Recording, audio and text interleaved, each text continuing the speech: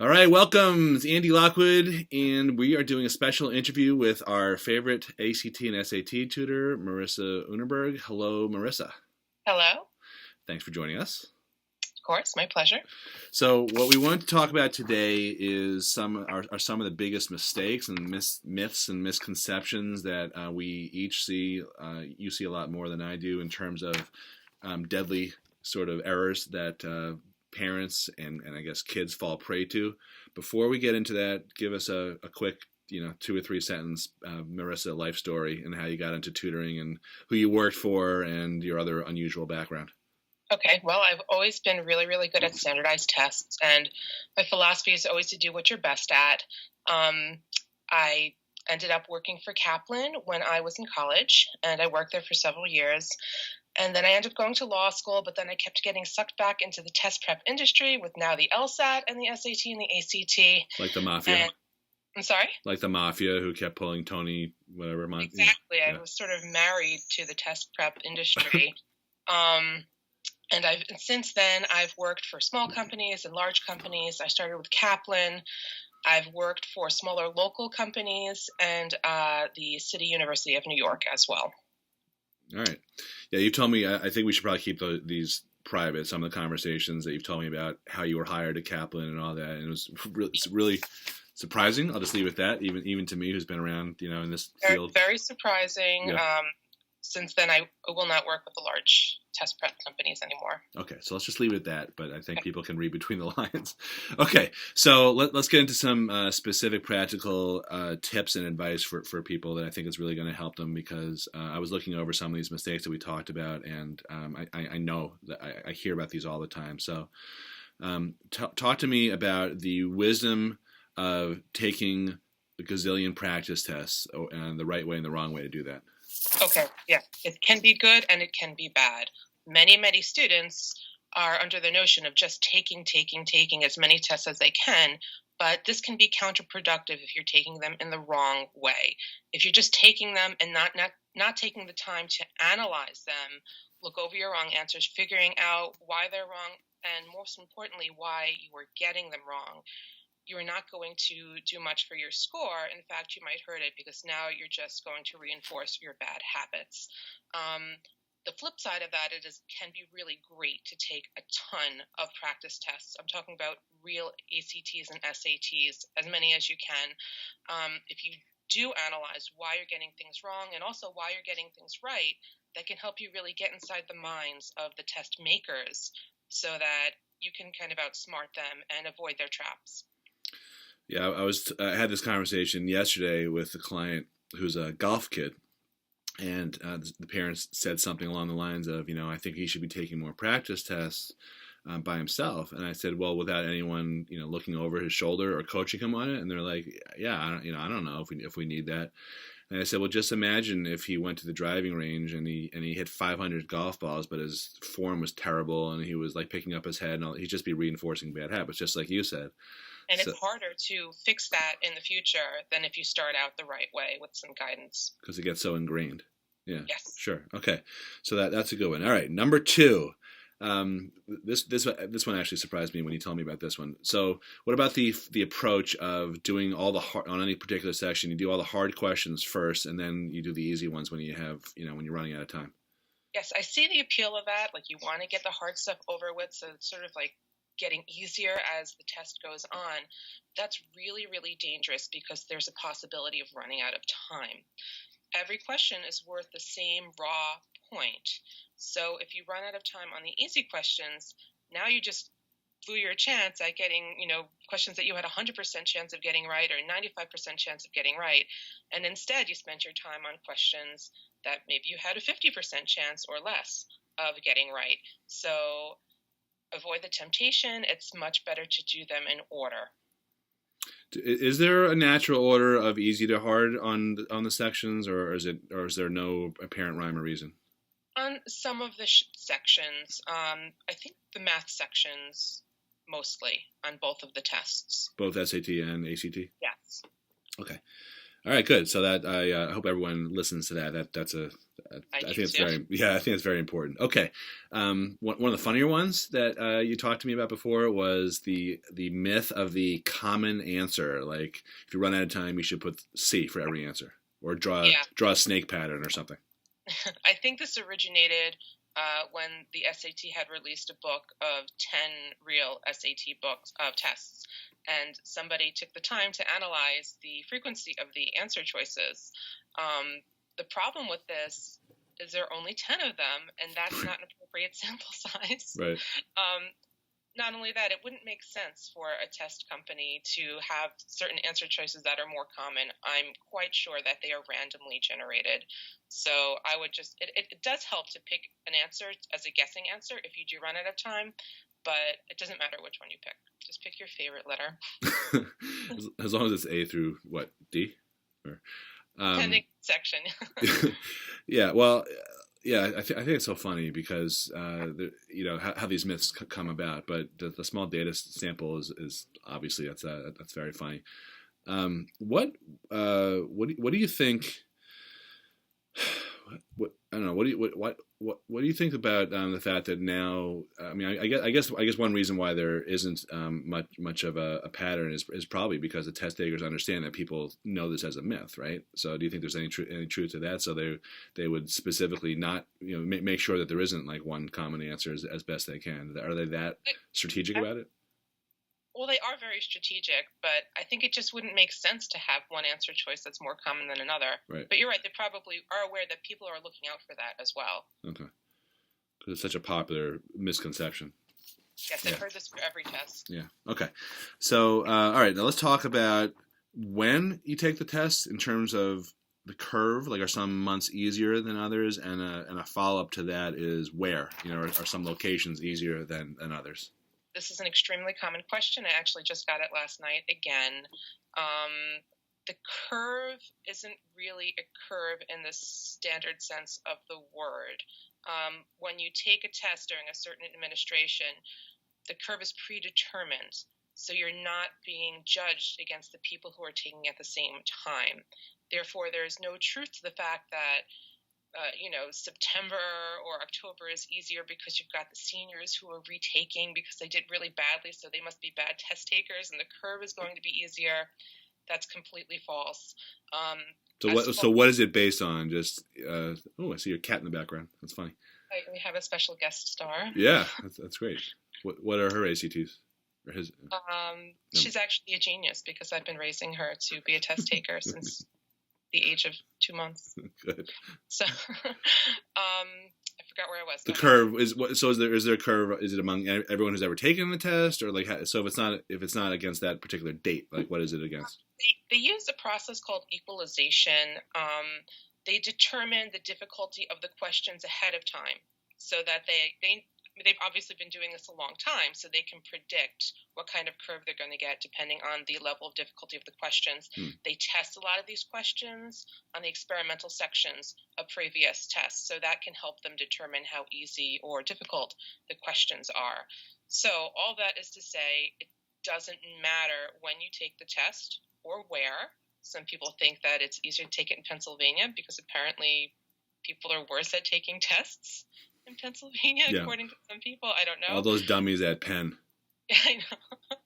So I would just suggest taking it when it's most convenient for you to take it. But I would also suggest starting as early as you can so that you have as many opportunities to take it to improve your score if you need to do so. Do you remember hearing any type, because I didn't hear it, but did you remember hearing any type of commentary or rumors or whatever when they redid the SAT in terms of the curve and the validity of the scores and all that? Do you remember any issues for the first couple of tests? The issue that I'm aware of is that the curve was a little easier than the colleges expected, so they've adjusted their admission standards. That's interesting. But as more and more SATs come out, I would assume that'll be tweaked a little bit, right? I would assume that. I hope that. Okay. Unless they just decide to accept the new standards, in which case we'll have to figure out how to translate the SAT as far as what's equivalent to an ACT score. So that brings up another question, and I'm sure you get this all the time. Which one should I take? given the curve, given anything, like how do you respond to A lot of those? students think that schools like one test above another, and or they get really influenced by what other people in their peer group are taking. Like I do notice some schools really tend to skew more toward one test than another. It doesn't matter as far as getting accepted into college, but I would take the test that I'm better at. So the easiest way to figure out which one you're better at is to take two practice tests, two diagnostic tests, compare the scores, and if they're close, compare which one you felt more comfortable with. If you're completely on the fence at this point in time, I highly recommend taking the ACT just because there's a lot better material out there to practice with. In terms of past exams and Exactly. material written? And test prep books as well. The SAT, as of now, has only released 7 practice exams, and the test prep company material that you would then be forced to move on to is not the best at this point in time. They really need a few more years, I think, to get the kinks out. I'm sure there's a lot of guessing, for some, because I remember talking to some guys who are affiliated with one of the bigger chains, not Kaplan, but a different one, and they were almost bragging about how they were the first ones to rush out a guide to taking the new SAT at the time. And I was thinking to myself, well, how can you write a guide if you haven't even seen them? It's just based on supposition. I know. Well, I actually had a job writing questions for the math section for another tutoring company, and we had very little go on. The SAT had released a guide as far as what to expect on the test, but we didn't have any practice tests to look at. Sure. They gave us maybe 3 practice questions, which was not nearly enough. So I understand why the material is not good.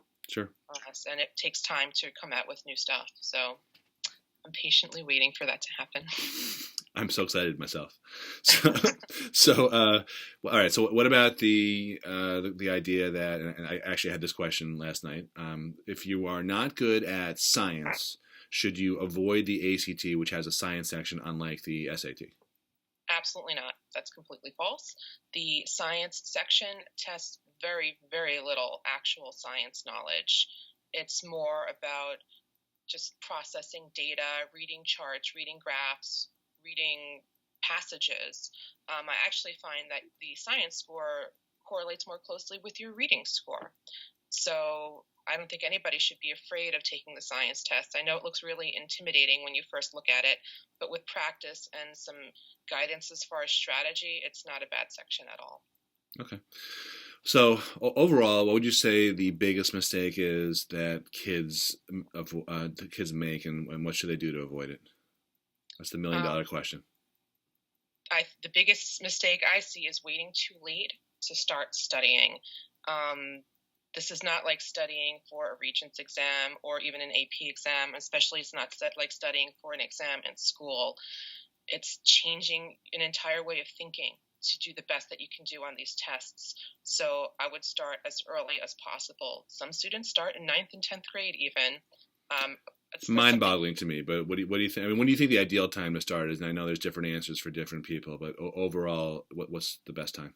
For the average person who doesn't want to spend several years studying, I would suggest starting in the summer before your junior year. That's absolutely the best time to start for the majority of people. Do you judge or look down on people who don't like taking tests from 9th grade on? No, that's okay. I understand. You've come to accept them for their own. I've accepted it. Yes, it took me some time, but I understand now. All right, that's big of you. So and now there are. I think you told me the SAT. They're now offering an August test. Is that in New York? I can't remember what you told me. The SAT is offering August as of 2017, which is wonderful. So now you have even more incentives to start studying in the summer. And it's also a nice second chance for the senior students who didn't do as well as they had liked in the spring and or the fall semesters before. I think it's just so much better to study through the summer because you're more relaxed and you don't have all these other commitments hanging over your head. You can study 8 hours a day if you need to. So I would recommend everybody sign up for that August test if they're taking the SAT. The ACT, will also be offering a July test, but that isn't until 2018. But the caveat with that is both February and July for the ACT are not offered in New York, but you can drive to New Jersey or Connecticut, which a ton of people do already for the February test, so it shouldn't be a big deal for people. Okay, and I just want to throw in terms of the concept of trying to get as much of it out of the way, if not everything out of the way in junior year. I'm a big advocate for that because I see every year there's too many seniors who they feel like they've got it in the fall of their senior year when they're in the middle of a lot of college application and essay stuff and their regular, very rigorous coursework and their extracurricular activities and all that, plus adding a Hail Mary to try to pull a higher score than they've ever achieved on any type of practice test before. It's a lot of pressure. Like you said, the summer is more relaxed. Junior year, even though a lot of kids are I was just going to say kids are really busy in junior year, but you got to find time for this if you want to perform your best, so you can avoid feeling like being under all this pressure in your senior year. And there's a lot of stuff. This past year, we were talking about this. There's a lot of stuff out of your control that that could happen. So last year there were 53 ACT tests that went missing in Roslyn, the high school, which is a couple towns over from our office, and we firsthand knew I believe 4 students who took that, and 3 of them were seniors hoping to get that last minute Hail Mary in. And you've told me stories about marching bands practicing outside the window, and then proctors watching YouTube videos with the sound on, no headphones. Yeah. It's right, all this crazy stuff. So yes, yeah, there's tons of things that can happen that you cannot possibly predict. Let's say someone cheated off of you, and if your answers are substantially similar to another person's answers, and that person sat near you, they could cancel both of your scores for suspicion of cheating. And then you're forced to retake the test. Now, you don't know when that's going to happen. Sometimes they take 6 months to catch that, and now you have to retake that test without having time to prep for it. So taking it your summer of your junior year would definitely give you enough time to prevent any of these disasters from happening. It's really, really common for people to think your senior year is your best time to take it because, like you mentioned, your junior year is typically more rigorous. I don't think it is, by the way. Okay, well, a lot of people think that. I know. Well, and they think that you can kind of coast a little bit in senior year, but I know so many admissions officers who say, we look at your schedule for senior year because we don't want you to take it easy. We want to see that you've continued to push yourself and had a rigorous schedule so that you demonstrate that you're trying to learn and challenge yourself, not take it easy. So you're right. I mean, that is a big myth also that ties into this. You told me something interesting a couple weeks ago, which was that you had a student score much higher on a second or third test than on one originally, and they had their test disallowed by either the SAT or the ACT because the improvement was too great. He had taken the test once. This was in the spring of his junior year, so I think he started in April for the ACT, and he had a really bad day, and he had a bit of a freak out on the day of the test, so he ended up performing really, really badly. So then we worked really hard and got his score up to even higher than where we started for the June test. So he had an improvement, I want to say, of 9 points on the ACT, which is tremendous because it's only on a scale of 36. Then in October or November of his senior year, he got a letter in the mail saying that they were investigating him for cheating, just because it's statistically improbable to have an improvement that large. And we fought it. I wrote a letter for him. They submitted all the evidence they could, and the ACT ended up canceling his score anyway. And he had to retake the test now in the winter of his senior year, in the middle of him applying to college. And it didn't go well because he didn't have the time to prepare like he did in his junior year. So these are scary. Not to mention the stress, right? And the pressure. A lot of stress. Yes, it's a lot of stress. So I really, really, really recommend starting early in your junior year. I have had students who did a lot better in the senior year, but that was because they got really strong scores in their junior year, and then they just retook it just to see how they would do as seniors, and they did a lot better just because the pressure was off. practice, they know, oh, I already got a 32, and they were just much more relaxed, and they ended up getting with a 33 or a 34. So again, that's like playing a sport, right? You do better playing a sport when you're not tense, and and you're much better. It's much better when you lose. So that's the same thing. exactly. Yeah. But same advice applies. Start in your junior year and get that stressful beginning phase over with.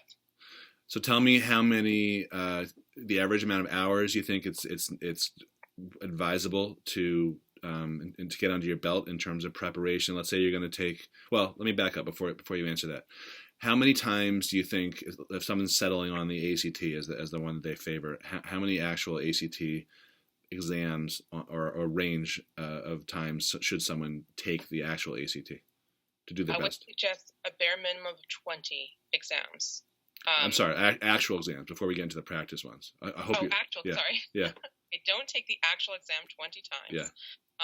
The bare minimum of actual exams would be 2 exams. And what's advisable if that's the minimum? Most of my students end up taking between 2 and 4 times. Okay. But if you're still going in an upward movement and you feel like you're improving, take it up to 6 times. I mean, it can't hurt as long as you feel like you're doing better every time. But there are students who get pressured into taking it more than they really need, than they're really capable of doing, and that can contribute to burnout. At that point, the test scores will either stay the same or even come down a little bit. So part of it is just being able to read the student to see if they have room for improvement and if they're really suffering negative psychological consequences of studying for a really, really long time. If they don't have the same love of it as you do for some strange reason. Some students actually do, yeah, but some of them don't. So we have to work with different personality types. Again, it's big of you to acknowledge that. I appreciate that. Yes. What about what actually? So you just brought up something that we hadn't talked about before. What about the phenomenon, I guess, for lack of a better word, when someone does well on test number 1 and then they drop, they don't do as well as test number 2. What are some of the causes behind that? Some of it is just luck. I have had students who ran out of time on practice tests and just did a phenomenal job of guessing on the questions that he or she skipped, and that can account for a large swing. Also, sometimes it just depends on whether or not you click with the actual exam. Like maybe you're really good at questions with ellipses, and the math section had an ellipse question, and the reading section had passages that you just happened to find really interesting or had some knowledge about. That can contribute to a higher score as well. And then maybe the next time you're not clicking as well and your score goes down. It also depends on how you feel on that day. Sometimes you're feeling a little sick, or you're just having like a mentally sluggish day. You might have an off day. And that's really unfortunate because I think that does have an impact on your score. So this is yet another reason why I would suggest taking the test multiple times. At least plan on taking it at least twice, unless you get a 36, in which case you can stop.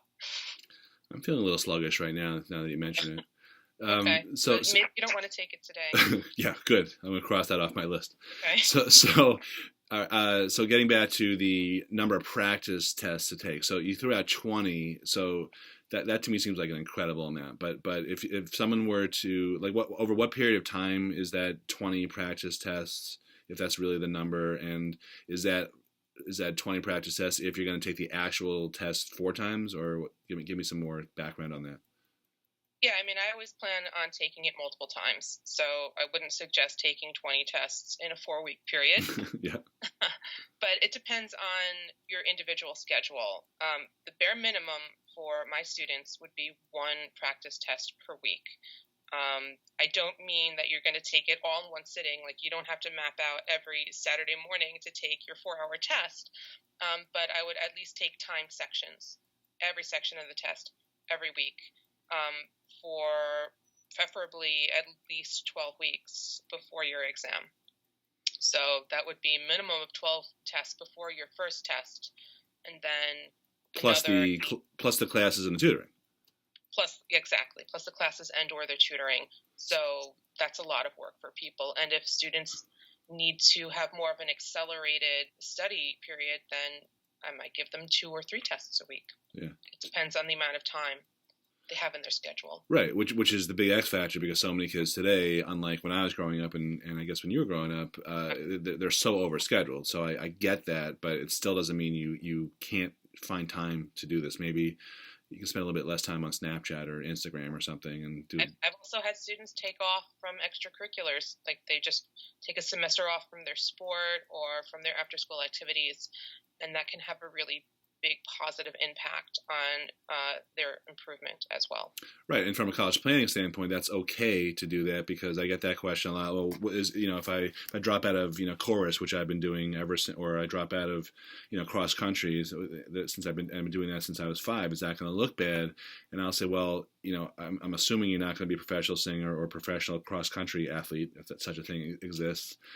So the question would be, okay, we see that you're dropping, but what are you doing instead? How are you filling that time? And if it's something productive as opposed to Snapchatting and Instagramming, then I think there's a very good explanation for it. And this would certainly fall into that category. So I think that's tough but good advice. Is that something that they can explain on their application?